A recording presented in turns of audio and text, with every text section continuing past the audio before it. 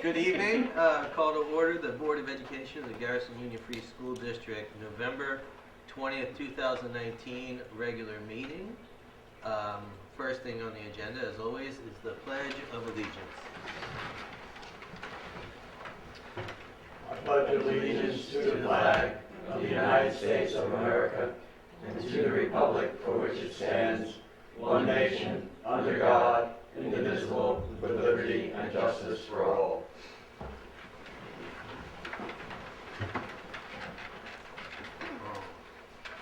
Okay, today is one of those presentation nights. We're going to be discussing some data being presented to us through a guest. And Laura, do you want to introduce our guest? Sure. We have Alex Levine, principal, and Bruce Toll from School Meter, who will be presenting this evening. Great. So should we just turn it over to Alex, or how do you want to do this? Okay, great. Well, so welcome. So what we'll do is we've shared some of the presentation materials with members of the Board of Education. And what I think we did as well, of course, we'll take time throughout the presentation if there are any questions. And I believe the board was kind enough to move the public comment immediately thereafter. So if there's any questions from the public, that would be wonderful as well. And I will be sure to introduce Mr. Bruce Toll as well once we get to that. So just for this evening, a couple of quick objectives. So we'll be looking at an incremental review of student performance. This will be, as we talked about, the first of a few opportunities for us to discuss student achievement and data. This will be a somewhat of a macro level view. So we'll take an opportunity at later junctures to look at our local assessments, STAR Renaissance, things of that nature. So this is a step into that data analysis. And as we've always discussed too, of course, we have our academic needs and performance, and we also have our social emotional aspects as well, which are of importance. So a couple of specific points we'll be looking at. Our performance and proficiency exam with regards to Spanish, our Regents performance in both algebra and living environment. We'll also couple in, and this is where Mr. Toll was kind enough, and I don't know if Bruce, okay. So Bruce will be kind enough to go through some of the work the School Meter was kind enough to collaborate with us on. Some of the data will look familiar because we actually have partnered with them last year. Some of the graphical notations we actually presented last year as well. So that will be of help as we look also at the ELA math performance in grades 3 through 8. Also, what will dovetail nicely, we had Ms. Jen Muller come and present during our last board meeting regarding special education services and some of the programmatic aspects therein. So there were some questions regarding response to intervention. So our interventionists were kind enough to give some additional information that was of interest. But honestly, there is so much detail to the plan itself, as well as to the program, that may also be another opportunity in the future to really go into further depth. So that, for our purposes this evening, will be an overview as it pertains to the performance on the state assessments, that what steps we take to provide that support thereafter that our students may need. And then finally, we end with our implications for future research, where that leaves us in terms of our recommendations, which were developed. I would like to thank the staff as well, who were kind enough to collaborate with myself and Laura in making some recommendations representative of what they see our students will need as well. So for each of the next few slides, we've basically broken down the 3 assessments for our 8th graders, which we began with, for Spanish, living environment, and algebra, just in terms of the testing components, which in this case is checkpoint A, which is a test of speaking, listening, just some basic skills as well that Ms. Chagoya ran through last year as she was instructing with the class. And then we also did, for this purpose as well as for the other region slides as well, we looked at the total number of students who had taken the assessment. So in this case, out of our 26 8th graders last year, 24 had taken the assessment, 23 of whom had achieved a passing or above the grade of 65, and then achieving that mastery, which you'll see in the subsequent slides as well, a level of 21 out of 24 had performed at that level as well. You will see, or I'm jumping a little bit ahead, but one of the recommendations in conversations with our world language department is looking at this specific assessment. We've used the FLAX assessment for some time. Other districts have been in the process of considering 1 or 2 other assessments for the purposes that this may measure some certain skills, but in terms of comprehension and understanding therein of the text that's being read, that may be something that's worth considering, and you'll see is one of the implications for future research. And that may lend itself to some of the work we had mentioned with regards to our study teams. And if it's some of these things, as we look further into the future, may be subject for those teams to work on. All right, so can we just look? Absolutely, I'll yeah. referee a little bit here. Absolutely, that's Okay, so what we're going to get, so everyone understands, is we're going to get a series of data based upon a set of test results, largely. And that data can be framed out into one, a Spanish proficiency, a couple of regions, and then the state mandated ELA math exams, correct? What we're looking at here is our Spanish proficiency exam. The Spanish proficiency exam, or what we're about to see, I guess, right? We got, right? We've achieved a certain level of mastery within a particular exam, which begs the question, if the mastery keeps repeating over and over and over, maybe we need to adjust the exam, ask maybe a little bit more of our students, so that so that the standard we're aiming to achieve could, let's say, lift. Make it more rigorous. Make it more rigorous, make it a little bit more ambitious, perhaps, so that if you get 100% or whatever proficiency on an exam, you have to question whether the exam is hard enough. So. I think that's an excellent point, that I think that these are, which for our purposes, that this is a one step of many, and that this is one data point, and that's why we have the layers that we discussed in terms of what we've implemented locally within our own instruction, within our own assessments, from the Star Renaissance pieces to the Fountas and Pinnell. So that's why, to have those dimensions, I agree, are important. I also should have prefaced this, and Bruce will reference this as well, that it goes without saying, but our community and our school is unique, and it's in many ways, one of which is our size, and the small size of our respective classes and cohorts. So when we look at this data and the performance of cohorts such as this, of course, as we're comparing ourselves to other districts of varying sizes, that is something to keep just in mind in terms of, for comparative purposes, how much we extrapolate that data and apply it to our own performance. So worth noting, and it'll probably be noted once again later on by Bruce as well. Is the Spanish proficiency exam, is that developed by the Spanish teacher, or is that No. it's a standardized test? So is Yes.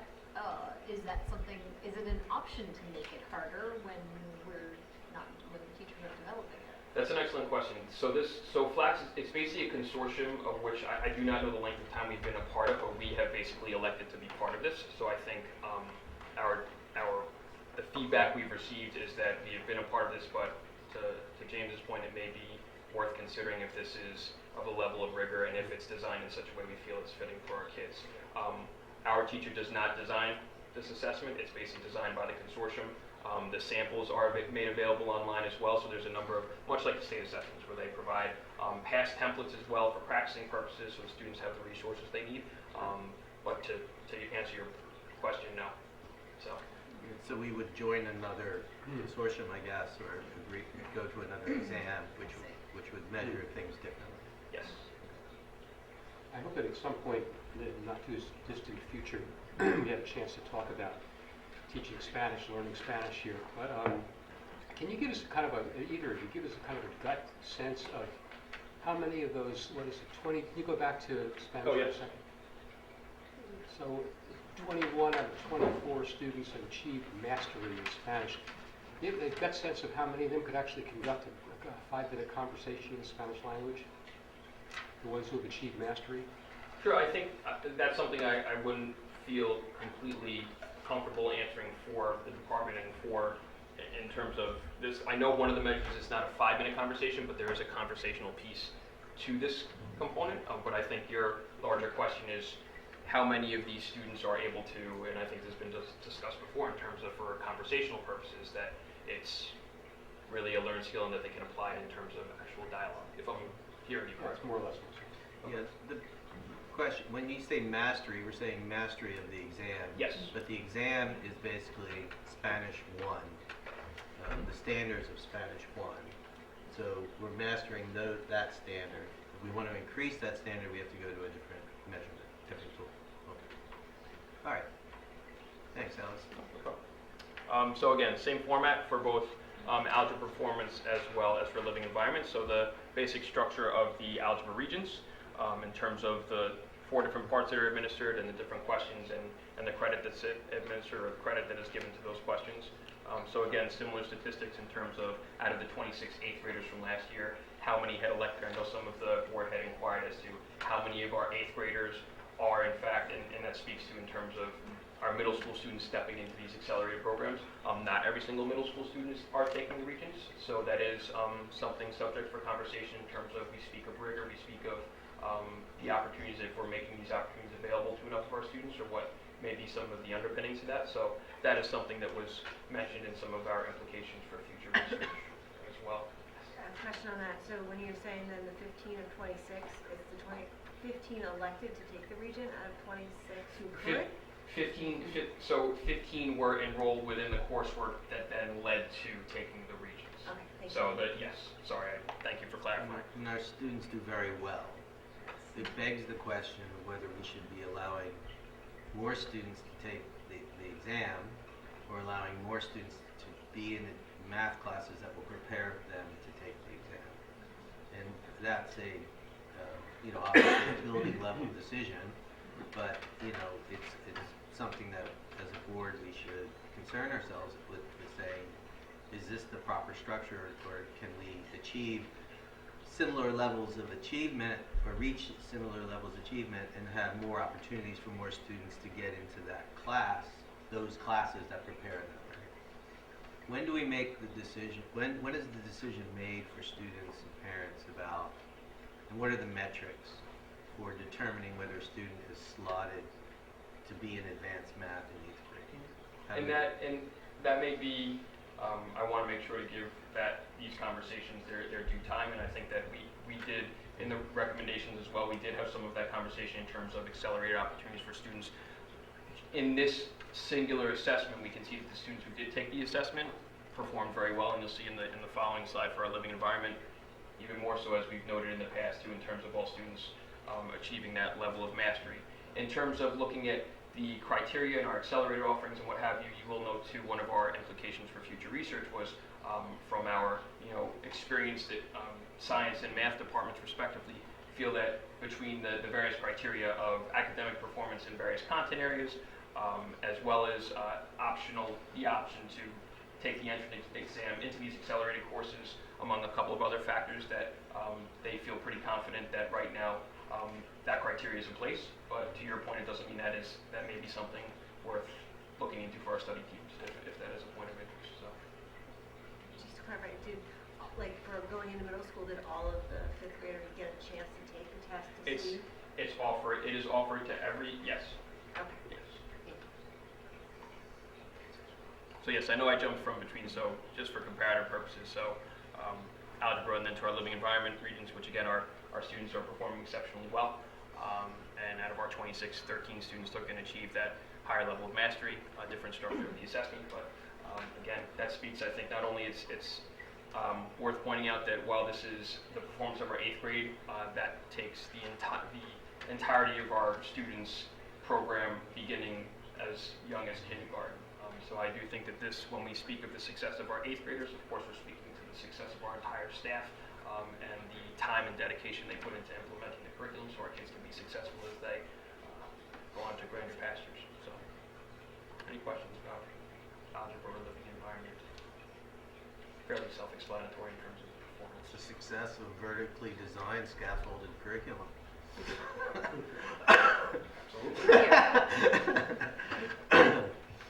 And instruction, of course.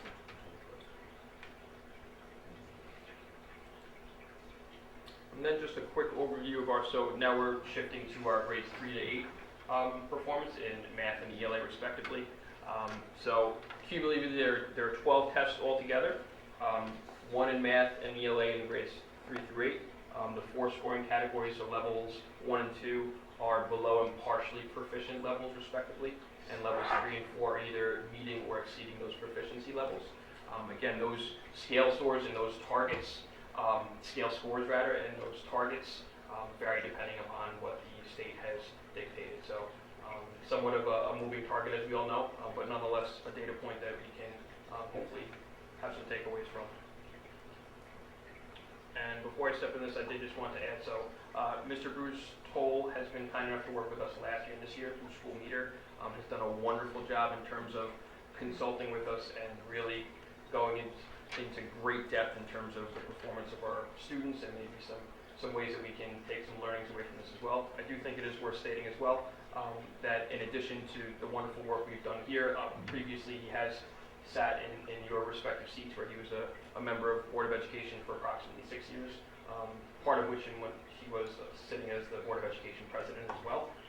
So I think he brings a lot of interesting perspectives to this data and will hopefully be able to answer some of the questions with regards to their reports.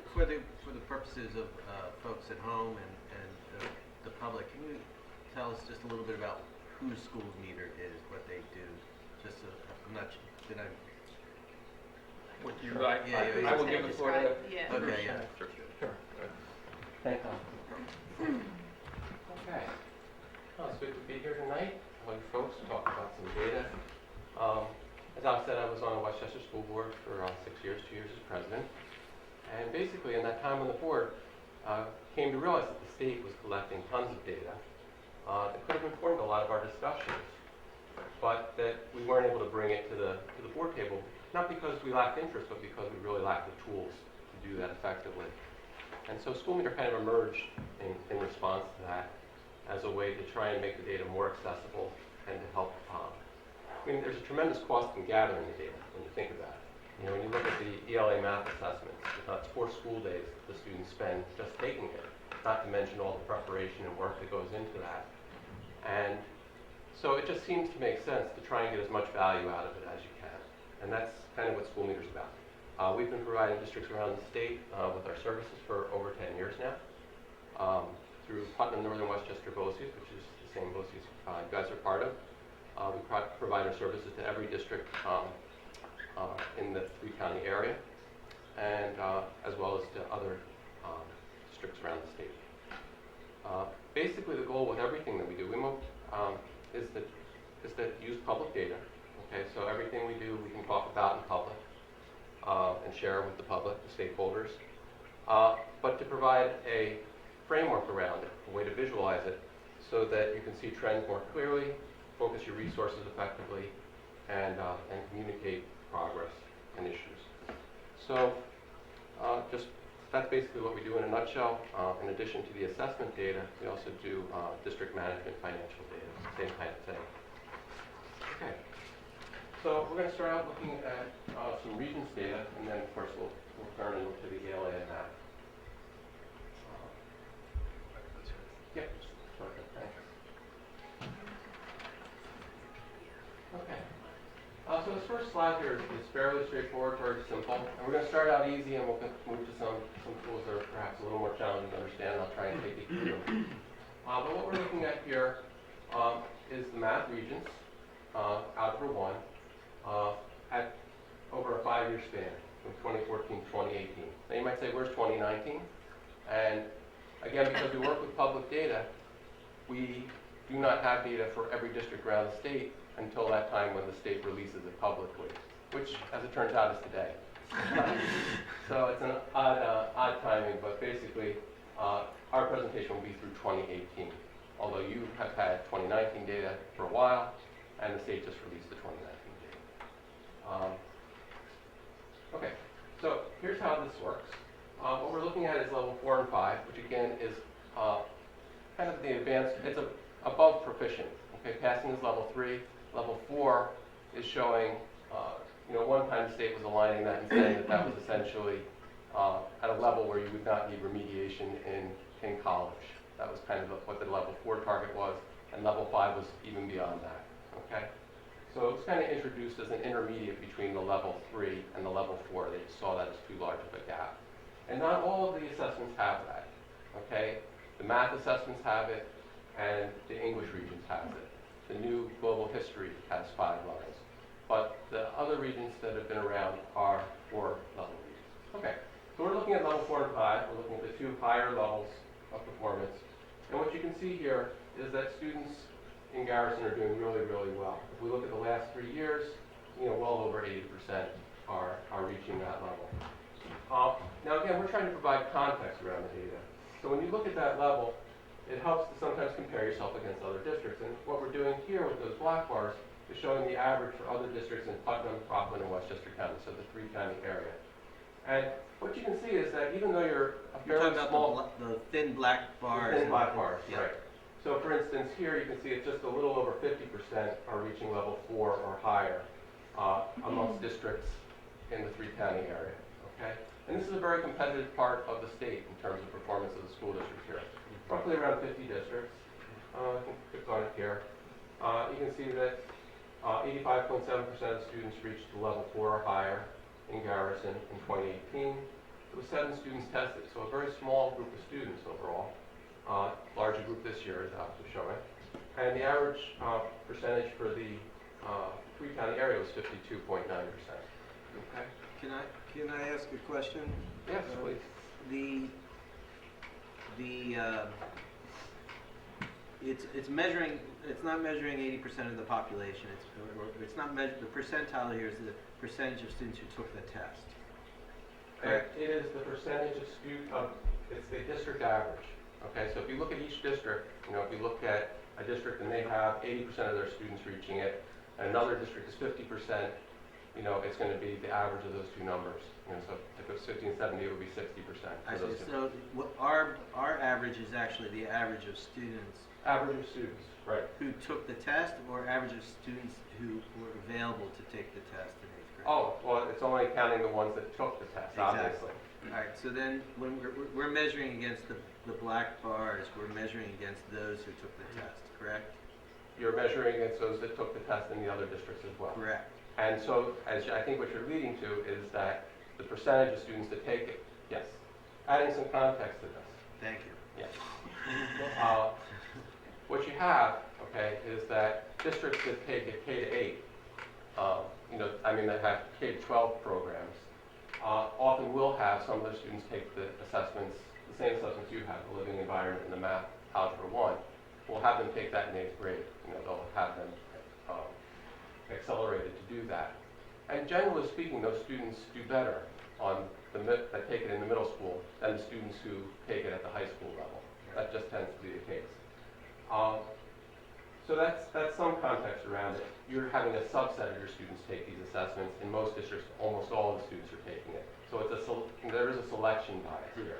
Right, that's what I was wondering. And on the selection bias issue, in the years, I guess 2014, 2015, when the numbers are not really as good, were there more kids taking the test in those years, a higher percentage of kids taking the test?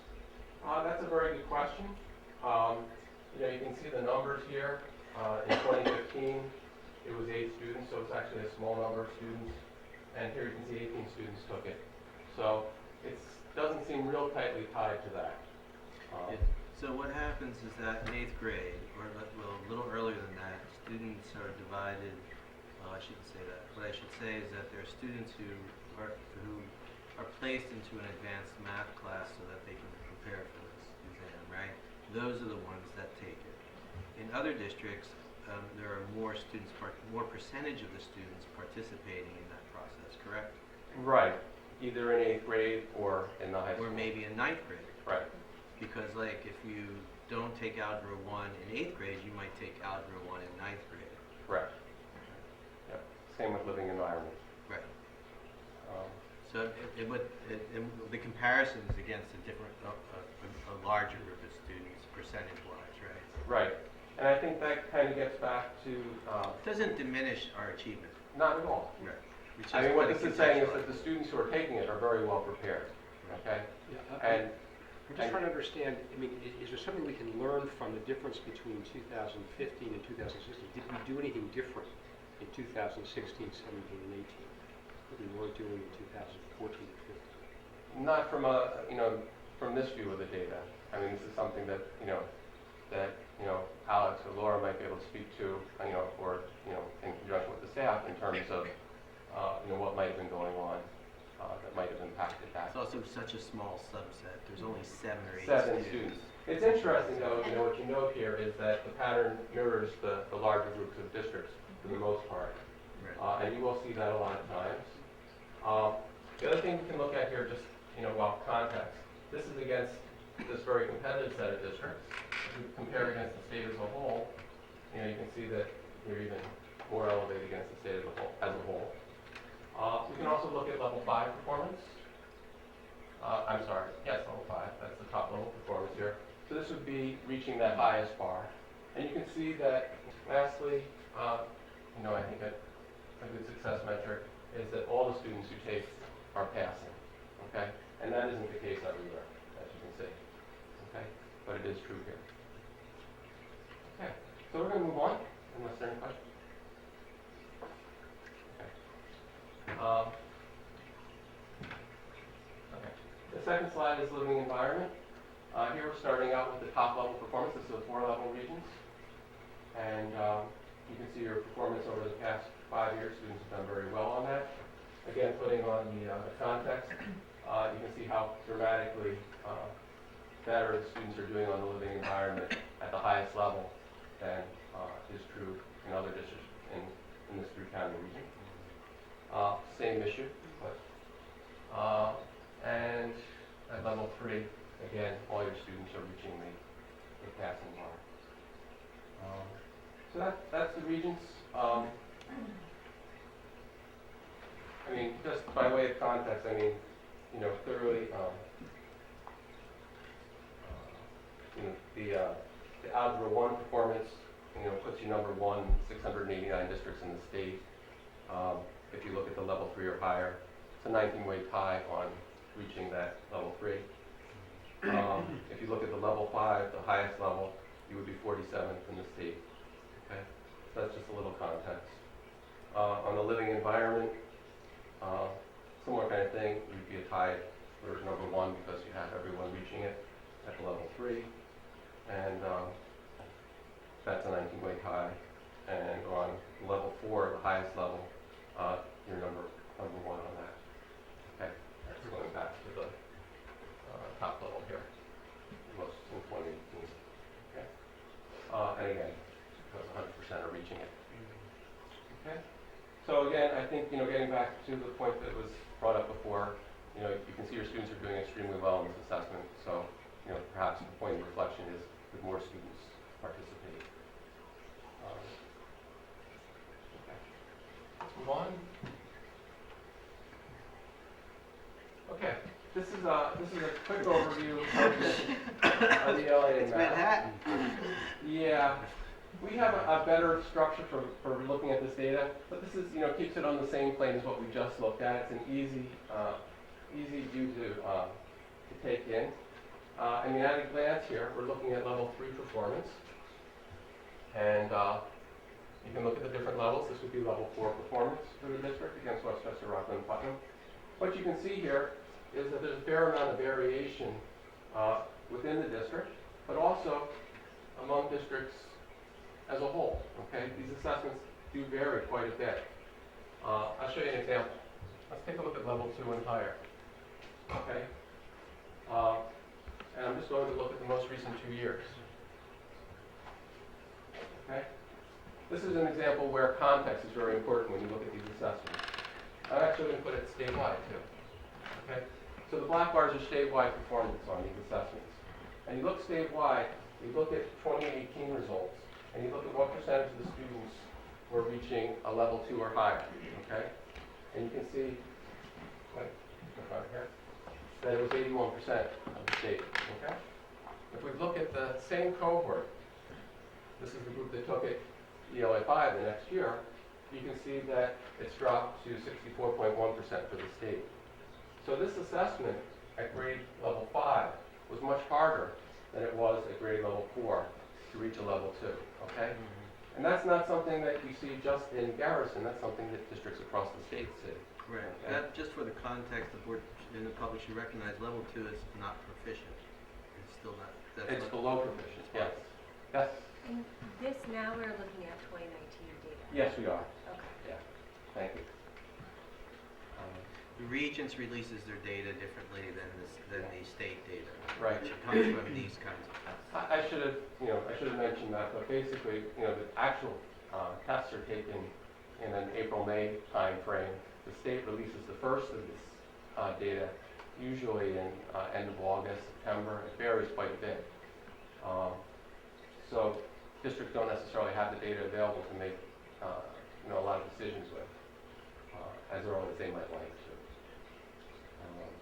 But anyway, so what you can see here is that the state does not talk about aligning between grade levels. Okay, they try and keep the tests fairly consistent year to year within a grade level. But when you think about all the things they're trying to manage, keeping consistent between grade levels and between the assessments, which level, what's a level 4 mean on a particular assessment, level 3, level 2, it's a lot for them to try and get them consistent year to year. And they really don't make an effort between grade levels. So, I mean, from a parent standpoint, you might have a case where, in this case, where a student scores one level 1 year, seems to drop the next year, and it's a concern. But on the other hand, big picture, everyone around the state is experiencing that kind of drop. And it works in the other direction too, which is a happier situation where, you move ahead.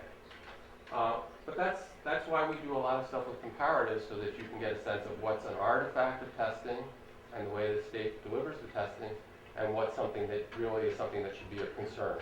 And really that can save, saving you time going down a rabbit hole chasing something that isn't really a problem, and putting resources in it is a savings, for a district, and lets you see where perhaps the real focus should be. Okay, so we're going to spend a little more time on the 3 to 8 assessments in a moment. We have another view of it, which I think is a little more comprehensive and a little more interesting. This is a simple bar chart, shows you how you can look at different levels. And the next one we'll look at, this is your math performance. And again, we might just look at it over this is a good way to just get a sense of it. You can see that, over time, averages have been moving up around the state on these assessments. That's a pattern you tend to see. What happens is the state changes an assessment, they change the standards, districts kind of scramble to get professional development, try and align the curriculum to what the state expects now on each grade level. And, I'm sure they do it with the best of intentions, and it is with the involvement of educators around the state, and they are trying to address, improving delivery of curriculum and instruction to students. But the net result is there's usually a period of dislocation where test results drop for a while, and then people do better on it. And you kind of see that here with the averages, okay? The other takeaway from this is, and we'll see it in another form, is that your performance tends to vary a bit. And that's because you have very small cohorts, okay? I mean, as an example, when you just think, as a thought exercise, you have cohorts here where you have, I think it's 2 girls and out of 14, a cohort of 14. So that, intuitively seems like a very, unusual situation to have happen by chance, but of course it does happen by chance. And you have the same thing when you talk about a cohort of students taking an assessment, that you're going to have some people that are stronger on some of the test-taking skills and some people that struggle a little more. And because of that, you do see more variation. When you look at a larger district, of a couple thousand students, and you look at the boys and girls, and you look at their results, they almost mirror one another. Because you have 2 independent cohorts of boys and girls, drawn from the same population, going through the same curriculum instruction, and they tend to perform very similarly. When you look at a district like Garrison, you're going to see more differences because it's going to be more dominated by the individuals. Okay, I do think that's one of the real strengths of a school like Garrison, is that you have this ability to really treat students as individuals and make sure that they're each getting to the extent possible their needs satisfied. And in terms of adults that are concerned about students and student progress, when you look at this percentage, the number of people in this room even compared to a larger district where it's really very impressive. So the data doesn't tell the whole story. I think it's a mistake to ignore the data, because it is there. A lot of work goes to getting it and making it available, but you do have to be careful with the lessons you draw from it. Okay, any questions on this, or would you like to see anything more on this? But I think the other picture kind of says that.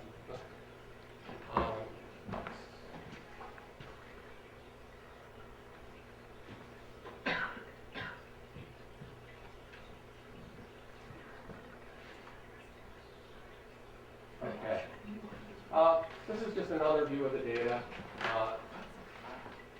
This is again just Putnam, Rockland, and Westchester is looking at your ELA and math assessments. You just kind of read across here, and you can see how many students took each of the assessments. Okay, you can see the level 3, and you can see the value it came. So for instance, on the ELA 3, you read across, you're all student subgroup at level 3, 72% of your students reached that level. And how does that compare against the other districts in Westchester, Rockland, and Putnam? You can see there are 54 districts. Oops. Let me go back. Okay, thanks. To be a better example, putting context around the 87.5% reaching the level 3, that's first out of 54 districts. And then we do a 11th percentile rank, and we'll talk about it more in a second, but that's as good or better than 98.1% of the districts. So if you take rank and total, percentile rank is just numerically derived from that. And the final column here is the percentile point change from the previous year. And again, you get that sense that because you're a small district, small cohorts, you see those numbers changing. You were second this year, and you were very close. It's a small improvement, maybe one position improvement from the previous year. Okay? But overall, you do see more variation, again, because of the size of the cohorts. But number one in the three-county region on the ELA 4, ELA 8, which is a very strong area for you year on year, and on the math 4. So when you see a big drop, ELA 7 is on the far right column. Yeah. It says 66.2. What does that tell us? Well, what that tells you, if you look at the previous year, you see this year it's 26.8 percentile rank. The previous year would be 66.2 higher. So that's what it's telling you. So around 90. The scores between the 8th grade, right? Yeah. There's There's a a better difference way. between how let's say, this 8th grade did in comparison to in the previous year. Yeah, it's actually on the same grade level. So it's the same grade level. It's not following the cohort of the students. I'm sorry. In this one, you're not following the cohort. Right. It's the 7th grade the previous year. It would be So it interesting could- to see how they did in 8th Yeah. grade next year. Yeah. Yeah. So we can do that. Yeah. We can do I think we'll move on to the next slide, and that'll be some food for thought on this. It makes it easier to visualize the trend. Okay. This one's going to take a few minutes to explain, but I do think it will pay off in the end. Okay? The left-hand grid is showing you ELA results, and the right-hand grid is showing you math results. Okay? And what we do, we'll start out with the easy parts, and we'll work our way through it. Okay? This outer black band here, that's representing the percentage of students that took the assessment. Okay? And the way we calculate that, the state does for some release the percentage that opt out, but what we do actually is we take the percentage of students who took the assessment and we divide it by the bed stay enrollment. So bed stay enrollment's a little earlier in the year, some students may have moved or whatever, but it's a pretty good estimate and it's available for every cohort and every subgroup. So what you can see here is in the 8th grade on the math, well, let's stick over here. Over here on the ELA, say maybe between a half and 2/3 of the students took it, and a little over a third did not take it, okay? So probably a good percentage of those were test refusals. If you look at the 2014 column, you can see most of the students took it in 2014, okay? So you can get a sense, and you'll see that on some of the cohorts on the diagonal, let me talk about the patterns as we see in the data. When you look across, you're following a grade level. Okay, so this is 3rd grade over time for the school years 2014 to 2019. When you look at vertical, you're looking at one school year's performance. So when we've been talking about 2019 data, we're really just talking about this column here. Okay? The little numbers that we put here are also fairly easy to understand. They're the mean scale scores for the district. So they're your mean scale score. The state usually puts those in the school report card. They don't always make those available on their website when they do the ELA math release. I think one of the reasons might be that they sometimes change those values where they're scaled. They recently changed, you can see, between 2017 and 2018. So in 2017, they were scaled around 300 was the center, okay? And when you move to 2018, they're centered around 600. They do that to kind of signal, oh, you probably shouldn't be comparing these numbers too directly one to the other. And in this case, it's because they went from 6 days of testing to 4 days of testing. Okay? So that's why they did that. Nevertheless, the methodology we use is we take these numbers, whatever they are, and we then compare you against the other 54 districts on them in Putnam, Rockland, and Westchester. So if you were at the top with the one range of numbers, and you're at the top with the other range of numbers, then we infer that you're still doing very well on the assessment. Okay? Whatever the number is. And if, conversely, if you were at the bottom on both of them, we would say you haven't changed position much. So we use the comparative context of other districts to kind of see the trend over time, kind of regardless of what the state is doing with the actual numbers. And so that's what the little numbers are.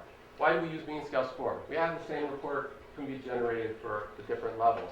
But one of the nice things about mean scale score, especially for a small group of students, is that you avoid these big jumps with the cut points, okay? For instance, if we were looking at level 4 performance for Garrison, and you have 7 students, one student additional reaching that level 4 might move you a tremendous distance in the ranking, because it would be as far as moving in another district by, 30 students Right. moving ahead. This is a more granular, more continuous number to work with, and that's why we favor it, not just for small districts like Garrison, but it's also useful if you're looking at a smaller subgroup of students, like students with disabilities. Especially, when you look at a group like students with disabilities, English language learners, where the state has set the cut points now, sometimes they have a very difficult time reaching level 3, let alone level 4. So again, mean scale score lets you see how do we compare against other districts. How are our groups doing? So that's a little bit of background. What are these large numbers that we focus on in the color? When you say large, you mean like the Yeah. size of the font, Yes. not the Font value of size, the number. Okay. absolutely. So when we look at the large font size numbers with the single digits, in this case, what we're looking at is your decile rank, your decile, okay? So if you see a 1 in this dark shade of blue, you're in the top 10%. If we were to list the 54 districts or so, and your scores in order, you would be in the top 10%. Okay? If you see like a 9 here, you're closer to the bottom on that particular measure. Okay? By doing this, though, it lets us see whether or not a pattern is something that's happening grade level, year on year, or something that's more associated with a cohort of students on the diagonal. Okay? And that's Can kind of... you reiterate that again so that people understand? Because that's an important. So if we look at the diagonal, if we go to 2015, we go to the second group there that has an 8, Mhm. and then we go up, that's our current 8th grade right there. That's Our right. current 8th grade class. Mhm. And then showing those students from 2015 to now on math. And if you go to the other place, starting with the 9, going up to the 7, that shows their performance in ELA. Yeah. Um, I mean, of note with that particular cohort is that it has a very high opt-out. Okay? In many of these years, it's only about half the students taking it. So you're starting with a small cohort, and only half the students are taking it. Is it a representative, even of that small cohort, is it a representative sample? Is a question to ask yourself. Something that came up when we were previewing this discussion was that if you have too small of a sample size, they won't represent it as That's right. That's right. valid. So more than 5 students took this. Right. That's the fact that there's data present tells us that there were 5 more students. Just in terms of when you look at the state ed data site and you look for data there, basically the rules of suppression that they follow is if a group is less than 5, they suppress the data, and they suppress the data for its complement. So for instance, if you're looking at students with disabilities, and you don't have 5 students, and you have 3, they will suppress the general ed, even though you have plenty of general ed students. So it's the group and its complement, and it's to protect the privacy of the students. The idea is it would be too easy to figure out what the complement was. The data seems to reflect, I'm generalizing, that the students themselves have an enormous impact as a factor, and I was curious if you find that generally in schools. Do the numbers track largely with the actual group of students more than with the teachers or with the grades? Is the students generally the biggest factor in terms of how students are doing? Is that a fair? It to be true here. I was curious if that's true generally. Oh, yeah. Yeah. I mean, it is definitely the case that as you get down to the smaller groups, Yeah. and because the state does release the data down to building level everywhere pretty much. Yeah. So when you get to a building, it may not be that larger than Garrison as a district. And then when you look at the subgroups there, the students with disabilities in that building, let's say, or English language learners, you will see patterns on the diagonal that look just like this. Now, that said, I mean, of course, where they are relative to other districts is going to be in a different place. Right. So, I mean, and I should also point out, Alex, chose this data, the comparative, Putnam, Rockland, Westchester. So this would look very different if we were looking against New York State. I mean, there would be very few that would be below a 5, and in the last couple of years, I don't think any. Okay, so this is a very competitive group of districts, and it highlights areas of where you're not doing where a group of students isn't doing as well. But other takeaways from it, okay, is I think that, again, it can help you realize that something is not a grade level effect, right? If something is a grade level effect, and you do see that, where you will see one grade level that's not as strong as other grade levels. You don't see that here, okay? But that can occur for any number of reasons. It could be that curriculum and instruction aren't as aligned for that grade level. But when you look at a district, you also might have private parochial students entering or leaving the district at a particular grade level. And it's just not visible, but there it is. When you look at the data, you might draw the wrong conclusion, but that's what's going on there. And yeah, difficult building transitions. A lot of things can go on with a grade level. The other thing you see here is that they're fairly evenly balanced between the two. Okay, that one doesn't jump forth and say we're much stronger in math or we're much stronger in English. And you can see some real areas of strength year on year. The 8th grade, even though there's small numbers of students taking it, it's unlikely by chance that you're doing that well year on year in 8th grade. And I think that's a really strong thing because, again, like when you talk about the integrated algebra 1 or living environment, it's kind of an end of the experience here in Garrison, and it's showing these students are very well prepared in terms of the English. In terms of the 6 and 7 here, those would be the two that you might keep an eye on. I mean, my guess would be that the cohort is going to age out, and you're going to see, just as you see in this lower corner here, right?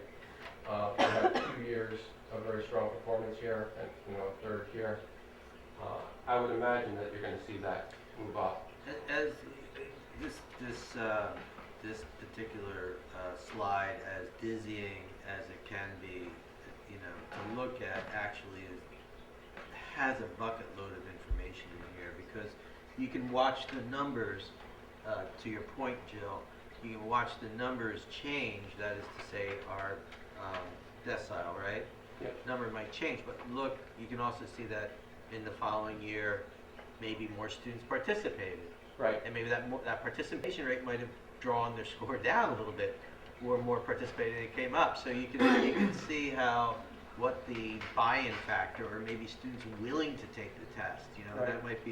That might even be a sign of some progress, that you have students that aren't opting out from the same cohort. They might feel like they can do the test, and that might be a sign of progress. Confidence and ability to persevere through the test. Yeah. I also think that the fact that you're using the data and showing that you're using the data and that it has a purpose is a real positive. I mean, I think a lot of times, some of the knocks against it are that the data as a whole, the state assessments, is that districts don't use it, they don't think about it, so it's a waste. But I think that when a district does take advantage of it, tries to figure out where to put their resources based on it, uses to think about how to improve the practice, I think it makes it more worthwhile, and parents can see that. Well, can I intrude on this point, just to follow up on the point you're making now? I mean, I'd be interested in having Laura or Alex put some, flesh and blood on these bones, and tell us what actionable comes out. I mean, when you look at this data, what does it tell you that you need to do or need to tell teachers, faculty members, or parents? What do you derive from this that's actionable?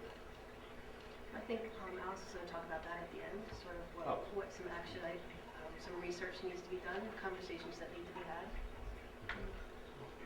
One other thing I'll point out to you, good patterns to see in the data are obviously improving trends, right?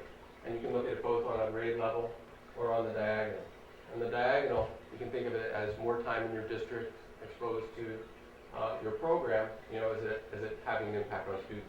Again, your numbers are very small, so it can only suggest or whatever. But certainly, if you look at this cohort here, going from 8 to 2 to 3, or the equivalent 7 to 4, those are, it's a positive sign to see that there's improvement over time in the district. So, any other questions? The ELA test is given first, right? Math is a couple weeks later. I believe so. Have you found, I'm just curious, have you found that there are more students that opt out of math being the Yes. second test? Yeah, that is true, I believe. I wonder if the state has ever considered, Reversing that? switching it yeah, up? or alternating it or something. Yeah. I mean, overall, the trend has been downward, slowly downward. What do you mean downward? The numbers opting out have been Yeah. reducing. Yeah, I think the state had said that overall, I think it was a 2% decrease from, I think, 18% to 16% cumulatively. So I think that's to your point too, that perhaps there's a difference in terms of student and family receptivity to taking the assessments. Right. And if you're dealing with 8 students and, two take it, 2 don't take it, and two take it, it could really impact your number. Right. Okay. Thank you so much. Alex, you want to step in here? I think you're delivering some takeaways. I'll just, so this is, we did have, as I said, we had a conversation that Ms. Mueller was kind enough to speak extensively about our special education programming. So this will be an overview of some of the response intervention, the intervention support services that we provide. Our intervention supports being provided by Ms. Green and Ms. D'Onofrio, respectively, are not just administered dependent upon these assessments. I think it's important to note. These are per the state that if there are any students that are performing at a level 2 or below, then that's something that's required of us, and what those interventions look like are up to the district ourselves, and that's delineated in our RTI plan. That is to say that they are putting in a tremendous amount of time and effort into those students who may perform at that level, but also go well above and beyond that scope as well. So to their credit, they have a very full day. I just want to underscore, Yes. response to intervention means that there is some intervention going on, and we're responding to the intervention. So when we think of intervention as sort of like a larger, if you think of intervention as teaching and sort of the less prescribed interactions that we have, the more simple teaching and simple responding to the simple engaging of a student, the RTI is after the intervention. And I would also say that there are levels of intervention happening in all settings. So I think to your point too, in terms of a tier 1, that's happening within the whole class. And then when we move in, the next slide details that a little bit more in terms of what those other tiers and what kind of setting and small groupings.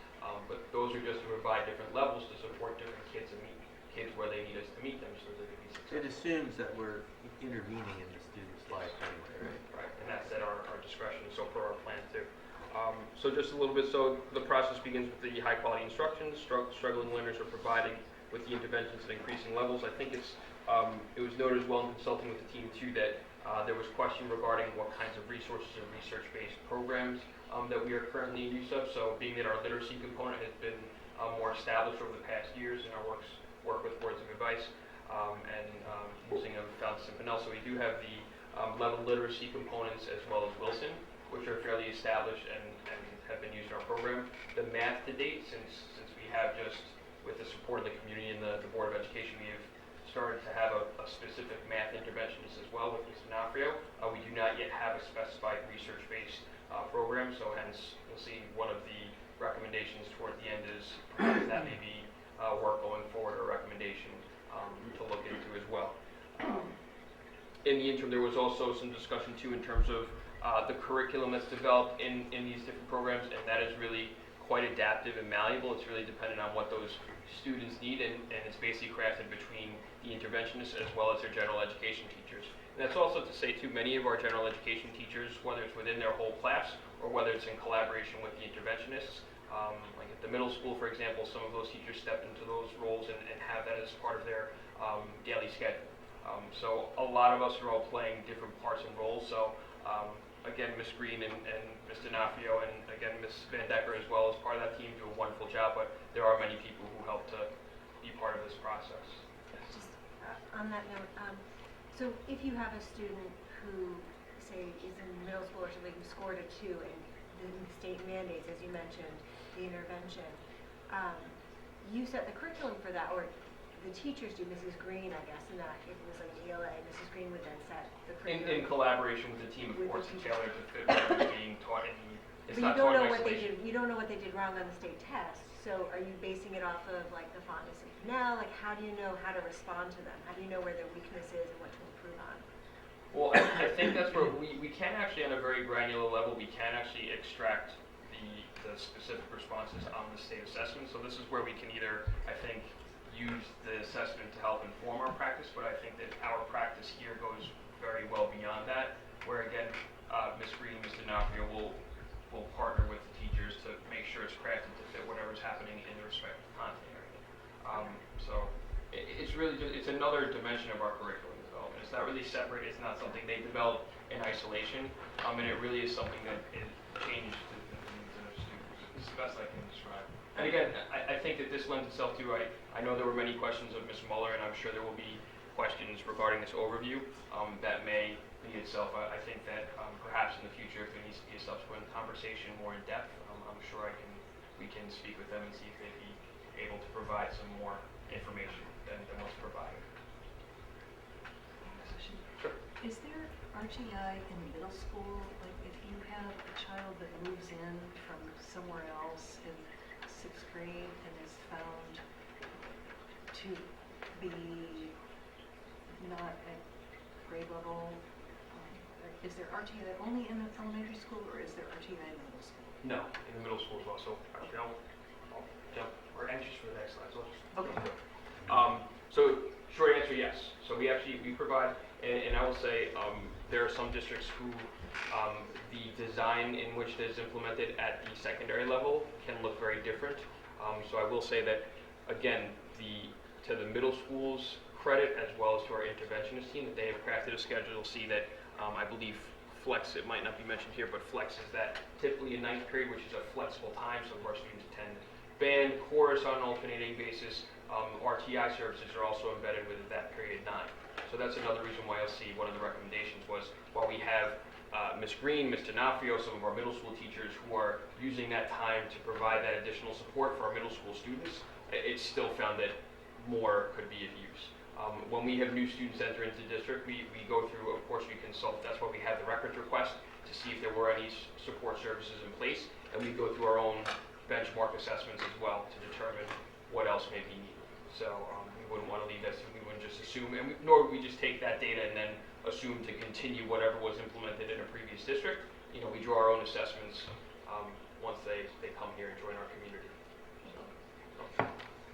So this breaks down, so we were talking about Tier 1, Tier 2, Tier 3. So basically the Tier 1 interventions are more within the general classroom space, which we were speaking to before. So this gives a breakdown, again, of the time, and typically, again, it's not, this is a malleable, adjustable model. So in that setting too, in a Tier 1, it would primarily be upon the general classroom teacher who would be delivering. So to the point of this is really a collaborative. It's not just solely dependent upon our interventionists, but it's really a collaborative, shared effort. The setting is pretty clear. We have our universal screenings, which are across the board. You can see are pretty consistent. What varies depending upon the more intensive need, the smaller the group instruction becomes, the higher the frequency. And that is also within the middle school as well, that we have some students, if they're at a Tier 2, they may, out of their 6-day letter cycle, they may have RTI 2 or 3 of those letter days, and then we have some students during that period 9 in the middle school who have it every day. But however, we, on a case-by-case basis, we make sure that that band or chorus aren't being sacrificed, so there's a lot of moving parts that we really try to be sensitive to that perhaps could be looked at if they're not working as well as they could. And the progress monitoring is just those checkups and those local assessments to then check and see how our students are progressing. Because you'll see at the bottom, the exit criteria has been left very open because it's important for our students to make sure to know that as detailed the criteria is for entering or having these support services, that also there are criteria which we're in the process of developing to make sure it's much more clearly delineated. But we have that progress monitoring to see if we need to have more or lesser intensive supports being provided. I wanted to make sure. I think there was also a question that was asked in terms of our number of students who had taken the assessment. I believe it was 31 students had achieved at the elementary level. Achieved a level 1 or 2. So again, when they're at that level 2 piece, then that's where we are required by the state to provide some sort of additional support. And according to our plan, the students scoring a 2 receive a tier 2 support, and then the score of a 1 would receive this higher, more intensive level of support. The design and frequencies we discussed is flexible, and that's really at our discretion. That RTI plan that's been developed internally that really details this process, detailed referral plans and what have you, entrance and exit criteria. And I did speak to the 6-8 K-5. There is a block or a block time that's dedicated that won't necessarily conflict with content area, or at least it's done in a collaborative way where it's not impacting that component, where the RTI component in the maybe the number I had 31 according to our And that's includes, you just said elementary, but that's the whole Yes. spectrum. Yeah. Okay. And where on the tier chart does the intervention for those 1 and 2 students fall? Like, does the teacher, the classroom teacher, determine if they need a tier 2 or tier 3 intervention? Is it determined by their score on the test? So, and that will probably, I will give the kind of broad stroke, which is basically the team that I mentioned before in sport, and Ms. Muller is a part of that as well, Ms. Van Decker, Ms. D'Onofrio, and Ms. Green, that there's a referral process that we go through for these different progressions or exiting through tiers. Referral from the teacher. Sorry? Referral from the teacher. Yes, and it could be from general education, it could be from any colleague or staff member that's working with, but primarily it would come from that general education teacher. And once we go through that process, then it's determined if we need to move that student from a tier 2 to a tier 2. So it's not, and all of that data at those meetings, that data is looked at, whether it's a Star Renaissance, the F&P, as well as the state assessment. So it's a very lengthy process. It's a tremendous amount of time.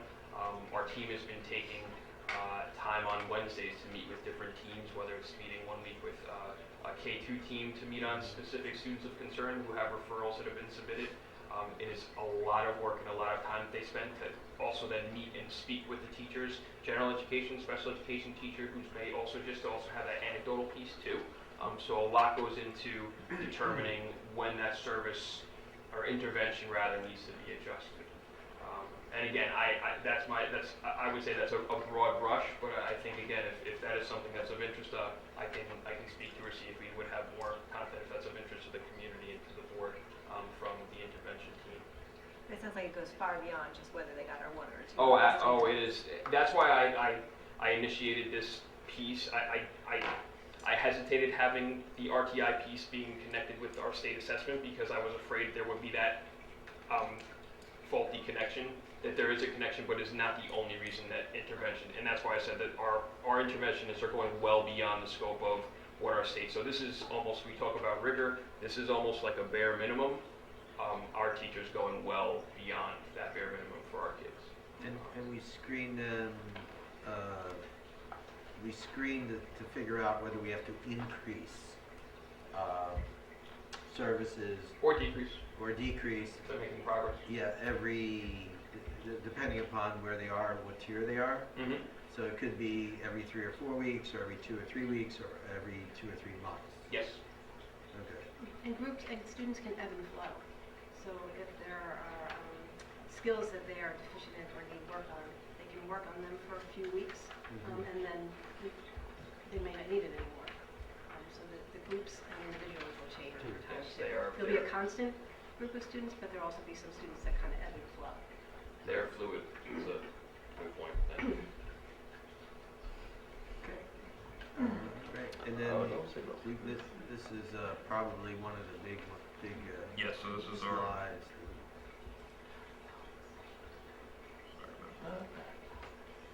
so again, so these were the implications, so some of the questions of what we can glean from, I think from some of these data, but again, this was, and I thank, there were members of the middle school team as well as the interventionist team who were thoughtful and contributed some ideas as well, so this can be representative of what we are extracting from some of these points.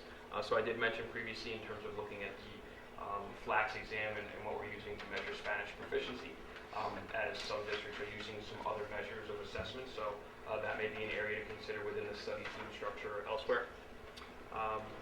In terms of the math and science acceleration criteria and structure, it was voiced that the current model is clearly seeing a great deal of success.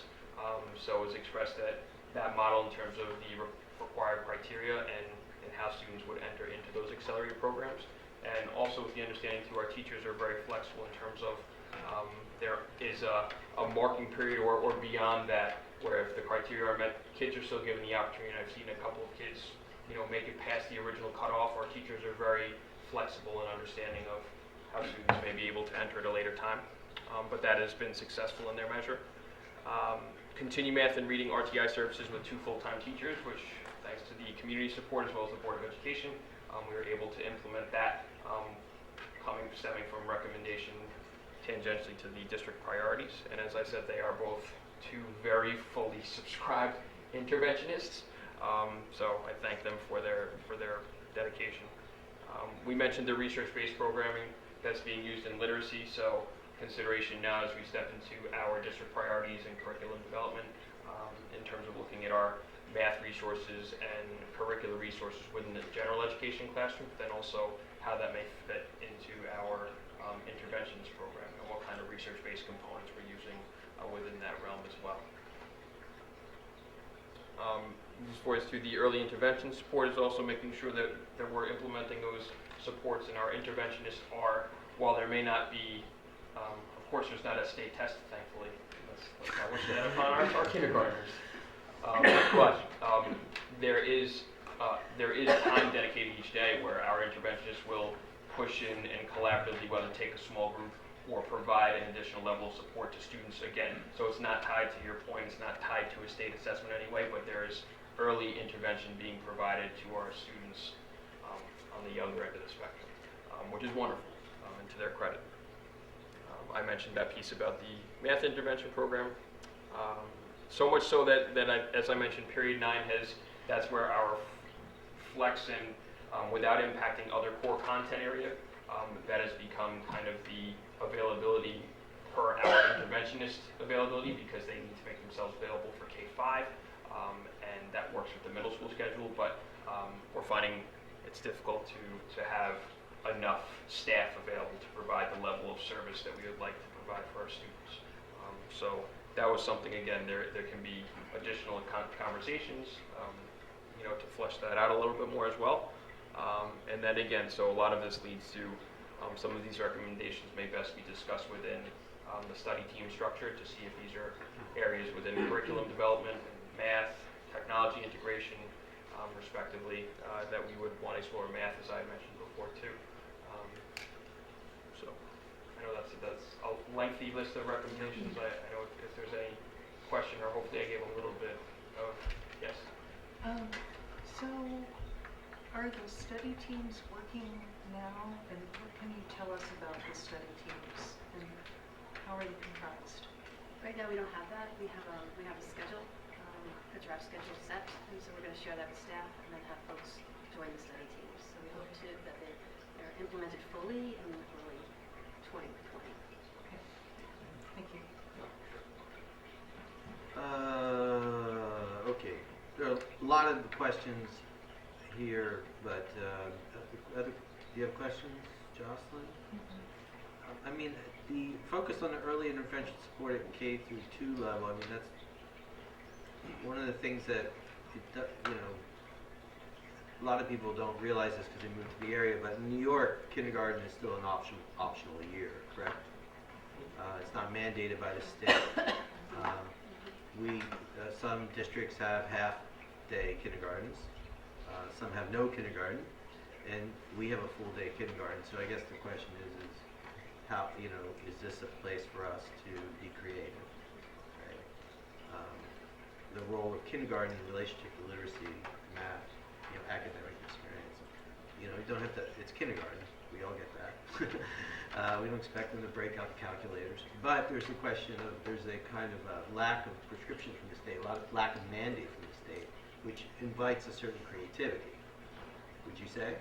Yes, and I think that lends itself to an opportunity, as I said before, that our interventionists and to Ms. Ricky's credit as well, they've created a schedule in which we can currently provide some level of early intervention in the form of push-in services or similar to, I guess, small group quasi-tier 2.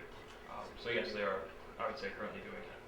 So based upon my read, can you correct my assumptions if they need to be corrected, or affirm them if they seem right? Because I do, when the tests come out, I take a good look and I ask questions of myself. And it seems like we had a very good year overall with a lot of measurements. That the year for the district, last year for the district was very strong. I just wanted to highlight that. Lots of improvements in lots of areas, almost for every cohort, right? Improvement of some sort. So the overall profile demonstrates that the commitment to professional development, the commitment of the teachers, and the focus of some of the RTI strategies, that everyone seems that it has brought results. And I think that is certainly in the literacy overall that we could say. And that's very powerful. Is that an assumption that you take away? Or is that an analysis you take away that we've had that last year we had a great year? Yes, I would agree with that. I think that I think what you just cited is likely. I think our commitment to professional development, our partnership with Boards of Advice is one such reason. I think that the level of dedication and work of our staff in all grades, I think there's a number of variables that have helped our students be successful. So. And I think you said an intentional RTI response. And I think that's what's wonderful is that we've now, I think, we collectively have seen that success over the past few years, which has then led to the conversation of providing that some form of support in math. So I think that now that we're here and applying this to a different content area, I think makes sense, and that I think people see its value. So hence some of the recommendations.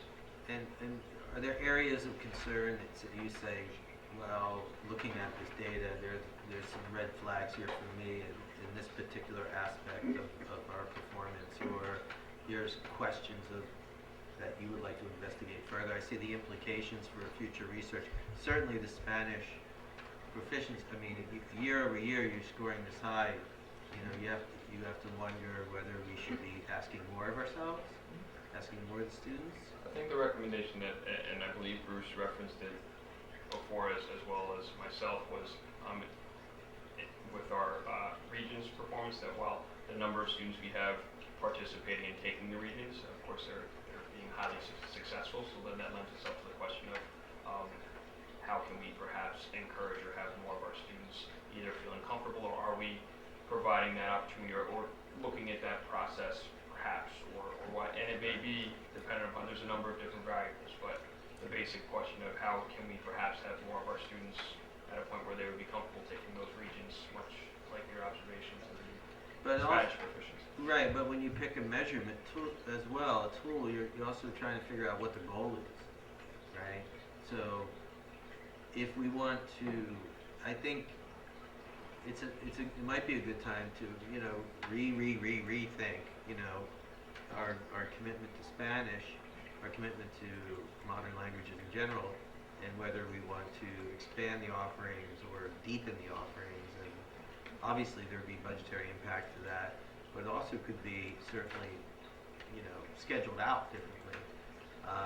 For instance, the measurement we're using is used by a bunch of other districts, correct? Right. Meaning? Flex. They use a measurement like this, correct?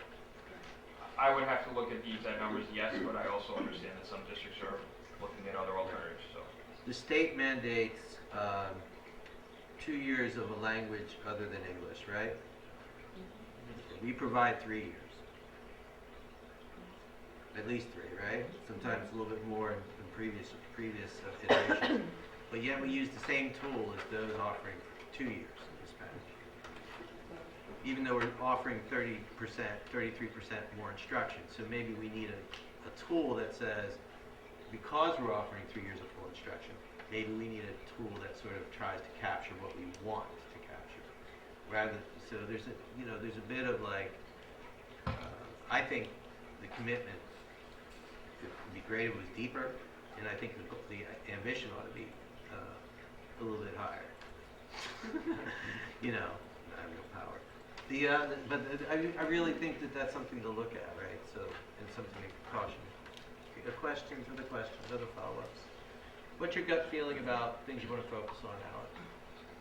I think the recommendations here are representative of what we as a school are looking at. So again, I think our importance all to the district priorities and making sure that all stakeholders are part of the process. As we've discussed, that all of these contingents were involved in making those recommendations, and I think that I'm comfortable with those recommendations of what we need to be successful going forward. You don't want to say anything about males and reading, no? I may opt out of that one. I may have a refusal on that one. Okay, I'll let it go. Again. All right. So if we go back to the math trends, 2014 to 2019, our current 8th grade class has been in the bottom 30% of the students for the past 5 years, and our current 7th grade class was in the bottom 40% last year and in 2016. And I would like to know specifically how the district and how these individual people who are going to go into high school next year, and then the other individuals who have one more year before they go to high school. I think there's always more, and I think we've discussed in some of these meetings, of course, as parents and as educators, there's always an urgency for our kids, and I think we all share that goal of making sure that our kids feel prepared and we feel confident that when they go to high school that they're leaving us prepared. So these data points may lend us in some of the trends may lend themselves to what we need to do currently to make sure that our kids who are leaving us in a matter of months will be successful. What that looks like, I think it begins as a conversation with some of the things that we've proposed, and then perhaps some of those need to be implemented more immediately than we had anticipated. And then I think for those who we have the good fortune of having some more time with us, I think this is a process that it's iterative, it's in action research, so that we're learning currently, so we can apply that to our younger kids, so that we can maybe correct if there's something that we can adjust, which I think is why we're having this conversation. Yeah, I want to underscore. Can I jump into briefly that as Bruce pointed out, there's 2 grades cohorts that are not performing as maybe comparatively as other grades, and there's probably a host of reasons for that. We all recognize that there's a myriad. I hate the word myriad, but there's a myriad of factors that influence student performance. But I'm wondering if there's a way that we have like a kind of maybe a crisis of conscience, where perhaps we could say, look, let's try to do something immediate and interesting and impactful for this group. We've been trying. Let's say I'm sure it's been going on all through many years, and that's not to say that no one's having that are attempts at moving these students and preparing them for the future is unsuccessful. But can we do something, over the next 6 months or 4 months to sort of make sure that the transition to high school is as that they are as prepared as we can make them, set the stage for them. And I'm wondering if there's like a moment where we can say, okay, let's double down on some things and see what happens. If there's an opportunity to do that. I mean, the opportunity's coming. It's January, so there's a break, and the question is if we're going to make a difference significant difference and prepare students, is there something we can do immediately? I guess that's a question, is how, usually these things are year after year, right? We make our decisions one year, we meaning the school and the district, professional development, and they take years to really have an impact. We recognize that, right? But sometimes we see numbers and we say, hey, this is an emergency, this is a priority, let's prioritize this moment, can we bring some forces to bear to make a difference? And that happened with literacy some years ago, right, where we felt like we could do better, and we put some money towards professional development, brought in words of advice, and we had an impact. And I'm wondering if such a moment exists. Do you have some initiatives in mind, some I concrete ideas? can't, because I'm not supposed to. But I also want to If I had remind you, initiatives, this is a state snapshot. Sure. This doesn't tell the whole story of the students, and we're Right. only talking about half of the students, if we're going to talk about that cohort. Right. So I think we have to keep in mind, like, there are great gains that students are making that may not be noticed in this data. So when a student is moving from a 2 to a 2.5, that's a great gain, or 3 to a 3.3, it's a great gain, and I think those need to be celebrated. And those are happening. Yes, we can always do better, absolutely, and this is not to give, like, the magical story or the best story, but we could definitely do more. But I think there are also many successes that students are experiencing on a daily, every day, K through 8, that don't show up in here. That's right. So I think that it would be important to look at the Fountains of Bell. It's good to look at the Star 360. It's good to speak to a teacher.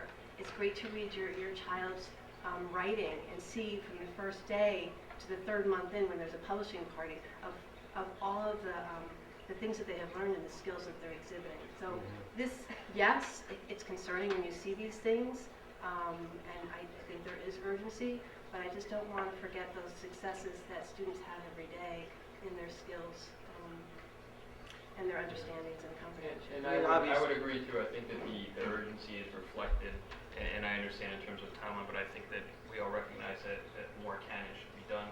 But I think to Laura's point, which I could not agree more, and I think bigger picture, not to say that we could not do more, but we just had a wonderful presentation that kind of spoke to who and how wonderful our kids are. We had an internet safety presentation that was facilitated by Investigator Roydel, who was absolutely phenomenal, and we thank him for his time. He allotted an hour and a half, and he said, I'll leave that time, but I don't anticipate using the whole time. Our kids had so many questions and engaged in so much conversation. He could not stop commending us on how wonderfully engaging and responsive and eloquent and thoughtful their questions were. And that was with our students today. So I think that I know it's not necessarily formally part of this, but I think that that's why we always, community, board, staff, administration. So I just thought that was worth sharing. No, I mean, totally. I think, part of our job on the board is, because we're not so intimately involved with every student's life, is to ask the questions out of a process of due diligence where we see discrepancies. If we fail to ask questions regarding discrepancies, we're not paying attention to the data. So even if the question that we ask has a simple answer, like, that implication has a simple answer, we still have to ask the questions because we're bound by our mandate to demonstrate due diligence over anything that can be construed as evidence. And you're asking questions based on the information you have. Absolutely. We have the building. We have the building information. Right. So. Right. That's why we all play our role. And I also think that these state tests, they tell you what students don't know, and I feel like they know so much more than what these results. I know you hate the deficiency model, but right. But they also show what they do know.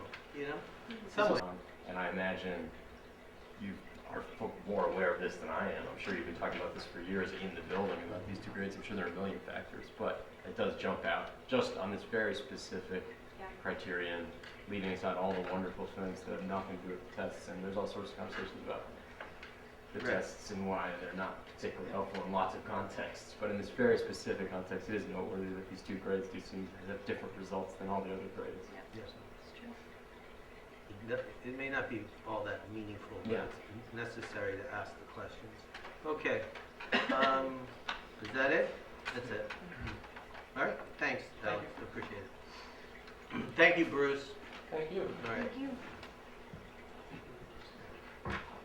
okay. We drove the public away. Right. There we go. That's the way it goes. President's announcements. I just have a few. We hired we are going into contract with Dr. Deborah Jackson as interim president or interim superintendent, starting January 1st. An announcement was made via email and sent to the paper. Okay, sent to PCNR as. Thank you. Hey, Bruce. Thank you. Thank you, Bruce. Thank you. Appreciate your- Sorry. Okay. All right.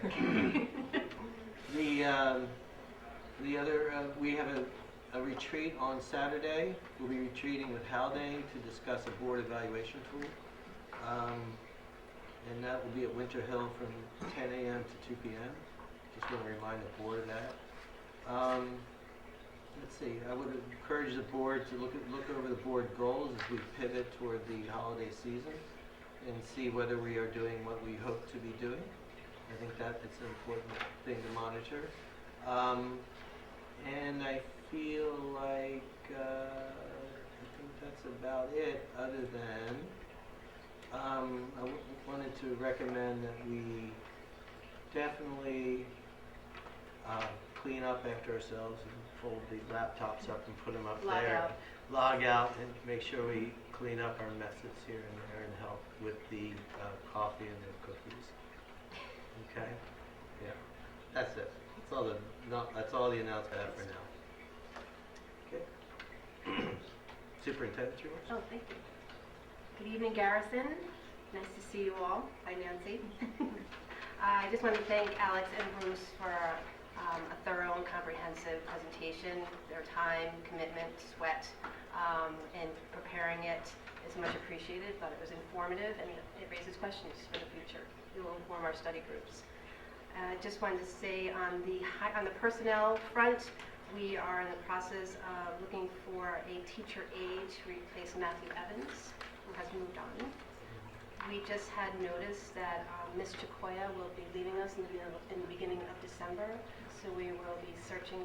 We have posted already for a Spanish teacher for middle school, and we are also looking for one long-term substitute for grade 1. And so we have hiring committees for each one of them. We posted, downloaded resumes, screening them now, and working through that as fast as we can because we want people in place as soon as possible. I also have a recommendation to fund an additional teacher aide to support teachers and students.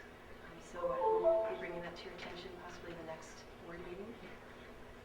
And then lastly, we spoke about during the facilities committee that we were going to have user groups that were going to be made up of administration. We were not able to meet last week, so we're going to push that meeting to this Tuesday. And that's when we're working with the experts around the capital project within the community. So for instance, when we're working on the art space, we would of course bring in what will that look like. So we had to postpone that, so I don't have any update for that.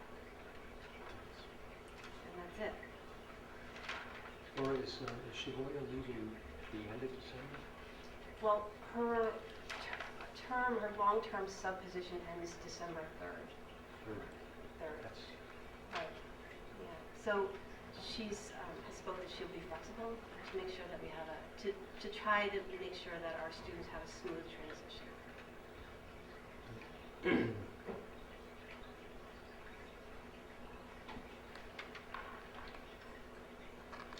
Any other questions for lunch?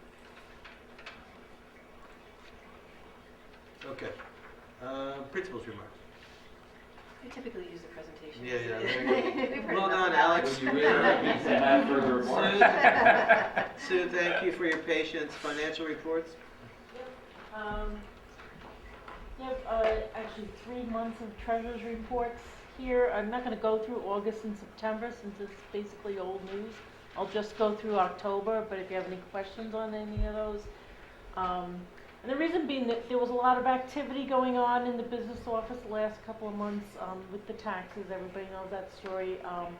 Also, we had new computers installed, new financial software, and a couple of glitches with that transformation with the software. So it took us a while to get back up and running, and so here we are. So I'll start off with the October multi-fund account, where we started the month at $1,972,595.32. We had real property taxes coming in of 6.7 million, federal aid and federal and state aid of 132,427, and then other miscellaneous receipts. So I transferred some of the money. You can see on the bottom about 5,500,000 to the investment account, which you'll see on the next page. We ended off the month for the multi-fund account at $2,616,909.27, and then for the 5.5 million, and we had interest of $3,815.39. So we ended off the month in October with $9,209,207.27. Any questions on any of the months? How we, what, is it business as usual as far as the normal expenditures at this point in the Well, season? October was actually very busy with collecting taxes, where normally it's Right. very slow. Right. Garrison is normally, we get most of our tax payments in the first half of September, and because of the delay with the taxes and the correction of the tax bills, we really didn't get most of our money until the very end of October. So I'm still working things out. I was on the phone again today with Putnam County. I need to talk to them about charging them for the extra expenses to the district, and I'll be billing them for Please it. do. We will. If you remember, we had some problems with the tax warrant because of the miscalculation by the county on veterans exemptions, correct? Mm-hmm. Okay. So, Which came at a cost in labor and time and, yep. yeah. More than what our cost would be normally what they charge us for printing the bill. So I'm going to ignore the bill they sent us and send it back to them. But yeah, if you can approve all 3 months, that'd be great, and then I can go forward. Okay, great. Need a motion to approve the treasurer's reports. So moved. Second? Be resolved, the Board of Education, Garrison Union Free School District accepts the treasury reports for August, September, and October 2019 as presented. All in favor say aye. Aye. Nays? Abstentions? The ayes have it. Budget status and revenue status reports. Okay, these are up to date. It's the budget status. They finally did the salary PO. This looks a little bit different than you might have seen in the past because of the new program that we got. So it might look a little different. So I'm not sure if you have any questions on it. There's no warrant reports because again, I just have a staff that's getting used to the new system. So probably either the next board meeting in December we'll have the warrant reports for What you. prompted the new layout, the new format? What prompted the new layout? We The went. new- the new- We upgraded to a newer version in the financial Okay. software, and it just prints out differently. All And we're all kind of getting used to it. In the business office, it's new, and Beth uses it in her office. It's set up a little differently. It's basically an upgrade to the software we were using. So what was nice about that was we were able to transfer over 13 years of data, basically. We didn't have to start from new. But there was some glitches in it. We're still ironing out things, and, we're working through it. So. Then there's budget transfer number 3, unless somebody has any question on the budget or revenue status. Any questions on the budget, revenue stats? We good? Yeah. All right. So we have a transfer here for, gotta get my glasses on, $185,900. And this is just due to anticipated expenses, I see. okay, including searching for a new superintendent. Gotcha. And that has to be approved as well. Yeah, I got it. I see that. Okay. I need a motion to approve the budget transfer in the amount of $185,900. Seconded.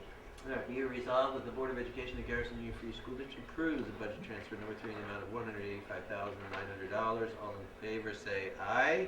Aye. Nays? Abstentions? And the ayes have it.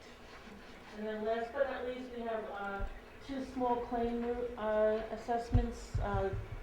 These come from their court orders. You can't really deny them, but they have to go before the board anyway for approval.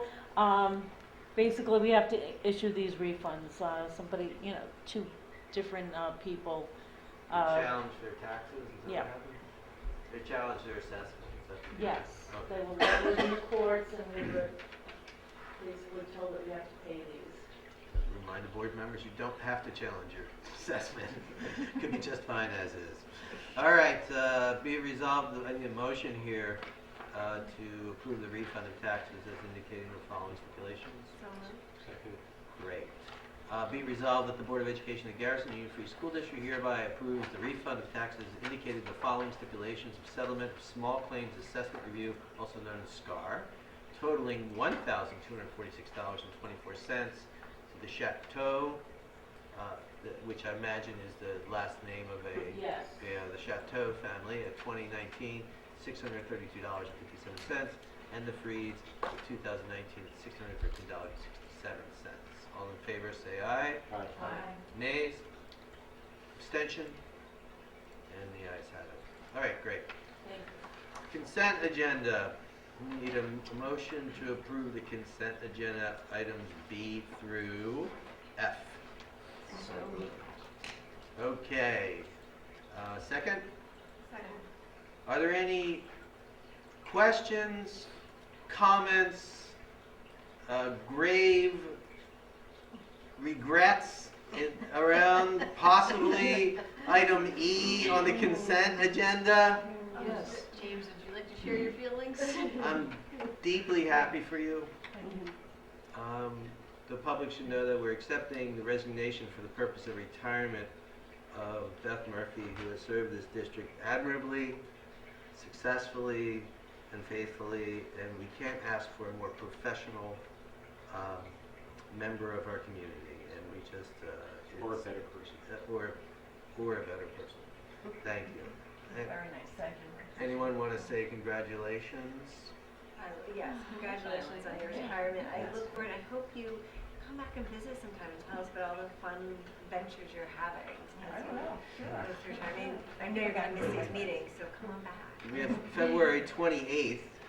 My son's birthday is her last day, so we'll be grieving in 2 different ways. Yes, my son's aging and your retirement. Thank you, Beth. It's my pleasure to work for that one. We have months of celebration. Cookies. All right. Yes, we do. Any other questions regarding any other item? Well, just with the committee charge. Oh, the yeah. Technology committee charge. The change in that is that to align with the district priorities, we said that we separate instructional technology and put that under curriculum committee Right. as a study group, and have technology committee more structural infrastructure and hardware and systems. And so that committee will be its own thing and remain. We just want to have we want to have goals for the two different areas, because we found mixing them together, it was a lot to put them together. Right. So we thought it made more sense to separate, because there is so much work that is done for the technology for the whole school, for your administrative systems, for your devices, for your, networking, your wireless, all that. Right. That we have specific goals for that, and we just thought it made more sense to make a study team for the instructional technology that supports the curriculum. So that's why we modified the charge a little bit on the technology committee.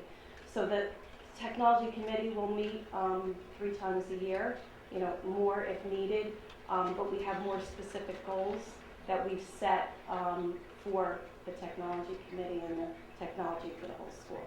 Right. That makes sense. Doesn't that make sense? Yeah.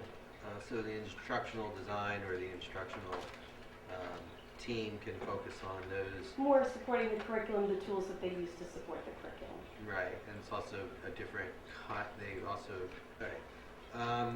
We're not making more committees for the purpose of making more committees, No. are we? No, they're very intentional. Thank you. All right, great. So what do I have to do here? All in favor of accepting the, You did it did already. we didn't, It was part of the consent agenda. but did we vote? No, we didn't Oh, vote. oh. All those in favor of accepting the consent agenda items B through F, say aye. Aye. Nays? And the abstentions, and the ayes have it. Discussion items. Any committee updates? Policy? Always active? Policy committee met today. No we doubt. Got together and very pleased. We have now done a complete review of, let's see, we went through section 4,000, which is administration today. We completed the entire section. We will now move on to section 5,000, non-instructional business operations in December, which Laura's been working closely with people who will, like the business office or Beth, to inform policies in that area as well.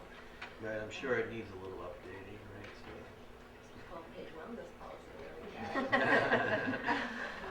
Okay. Do you guys want to add anything else? All right, terrific. Anything else on the committee front? Yes, we did. We had our technology committee meeting on October 24th. And just some highlights from the agenda. We spoke about the new charge, or the revised charge, and then some technology accomplishments, which is the automation for and the new Envision for finance manager. And then let me pull another one here. Updated desktop, laptops to Windows 10, retirement of all assets. This is just typical summer work that summer has to work. be coordinated So summer. and requires a lot of time and energy on Rick and Nancy's part. 18 classrooms have been completed, have new 2-touch interactive displays. And I think there are only 5 more that need to be installed. Well done. And so the whole building will Done have this new year. interactive boards in every classroom. That's good. And then some goals to set up the Raptor visitor management system. So we've been working on, as you get the pass, you give your license. This will replace all of that in a more 21st century manner. So we hope to have that soon. Review all technology equipment and technical support. The infrastructure devices an additional 1 day per week for EduTech would be ideal for us. Growing technology, growing personnel, and possibly modifying the guest wireless network. But still under conversation Yeah, so because of some last new... year, as you know, we came to the board, we were deficient in our wireless, and we did a major upgrade to the wireless of the building because we were lacking connection with our devices. So since we did that, our main focus last year was to make sure that all the school devices were connecting and not dropping signals. We kind of put on hold our guest wireless, which is still kind of closed to anybody who comes into the building, because our focus was more on the devices, analyze our guest network a little better, and to see if we can make it an easier process for people that come into the building, presenters, that they connect on their own without, us providing, putting in a password for them to connect. But with that in mind, I'm very careful with how we open that up and make sure it's not affecting anything with our network. Our guest wireless will be very different than what I consider our trusted wireless for the school, which is all the devices we have. So I'm going to be working with our tech on planning that out for this year. Just so everyone's clear, only because there are new members on the board, can you introduce yourself? Oh, So I'm it's sorry. not like I'm sorry. we all know who you are. Their names. I'm Nancy Romano. I'm the technology specialist for Garrison. Yeah. And just the last piece that we spoke about was cybersecurity. That's in everybody's minds. And Data privacy and cybersecurity are very big topics. As myself know, Sue has been to many meetings, Laura and Alex. They are the hot topics in all the districts, so I've been getting a lot of information about it. We've been meeting and talking about it. It is a new Education Law 2D that's coming down from the state. That's going to require a lot of components for us to have in place for our district. So we're trying to just get a handle on what all those components are. We probably will be coming to the board with a policy that will be big. It's pretty big, and everybody is talking about it and trying to figure out a plan of how you're going to start implementing it in your district. And it might not be implemented all at once. You might start to do pieces of it, but you have to start working on it, especially when it's adopted for law from the state. Yeah, And it's unfunded, of course it's unfunded. Well, it wouldn't be a mandate if it wasn't Right, unfunded. right. Thank you, Albany. So the thought that, one of the things that we have to think about is that, okay, so this all comes out of issues of cybersecurity and ransomware specifically. Right? Data was stolen and held ransom until a payout. And that's, there's insurance for this process as well. But there's going to be a law. A law has passed, or it's in... It hasn't passed yet. It's in committee, or it's... Yeah, they're kind of laying out the framework, but as of my last meeting I attended, I don't think it's officially passed. So it's premature to conclude what it will demand of us, but it is not premature to know that it will demand something of us, Yes, correct? Exactly. Okay. And so one of the things that board members should be aware of is that these mandates often assume a certain district size. And when you assume a certain district size, you assume a certain amount of infrastructure, a certain amount of technological professionals working dedicated toward a particular aspect of your district. In our case, we don't always have one employee is also wearing several hats rather than many employees. So this is might be a chance for shared services perhaps, or I don't know whether it will involve BOCES in any way, but we have to reconcile that. What the state requires of us to maintain ourselves as a district often comes at particular cost to the labor and the work and the amount of titles that one person can receive. So you have to be mindful of that. Okay. All right. All right. Any other committee updates? I think we're good. We good? All right. Action item. I need a motion to accept.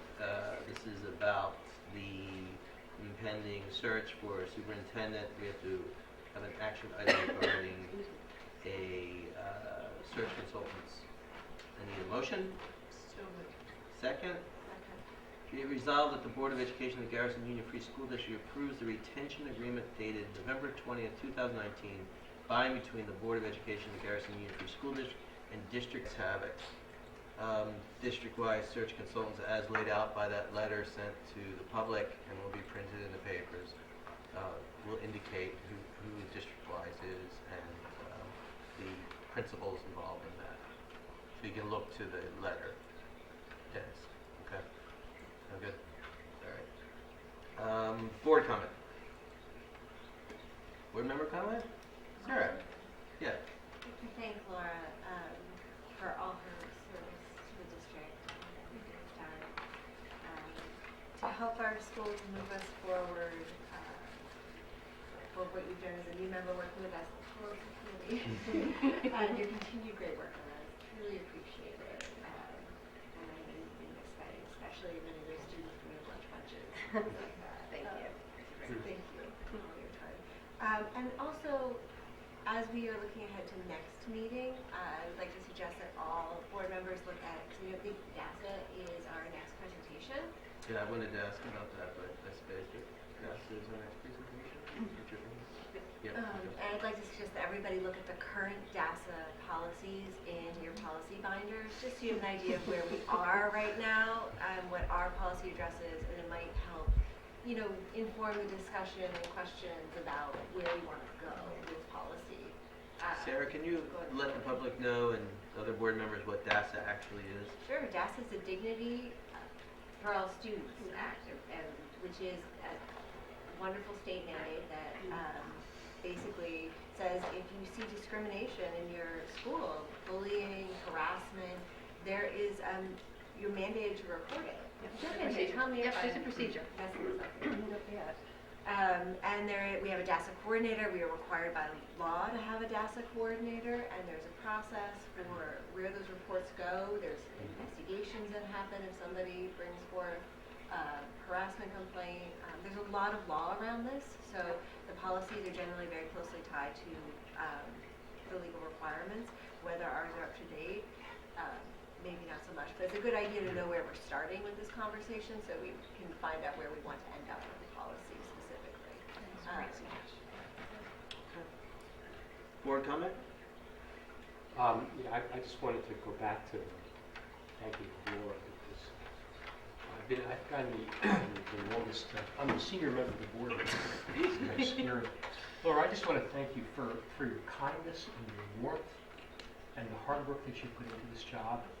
And we, two of my girls, of course, as you know, they've always felt comforted and felt supported by you and by the tremendously warm environment that you've created here, more than anyone else. So thank you. Thank you. I'd also like to thank you, Laura, for all the different things that you jumped into.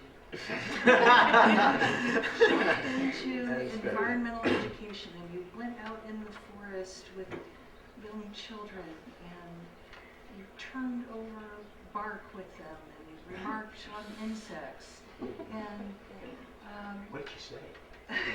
I don't remember. I'm not in Queens anymore. But you made everybody feel welcome and excited to be at school. And you also dressed up for Halloween, which was wonderful. And then you also wrote thank you notes to people.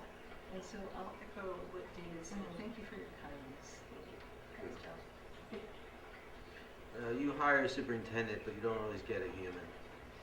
And I think in this instance, the district has been beneficial to have a competent superintendent excelling in a variety of areas and willing to listen to board members' rants, a little, maybe too much patience for that, and but a human. And I felt like it feels good to know that there's a person here that was connected to the people, and that is a person here that will always be connected to the people that work here, that work with you, and that it's really been just a pleasure in so many ways. So thank you.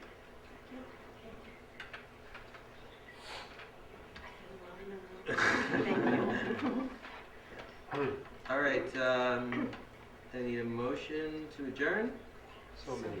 Be it resolved that this regular meeting of the Board of Education of Garrison Union Free School District is adjourned. All in favor say aye. Aye. And nays and Log out abstentions. twice. Log out, unplug your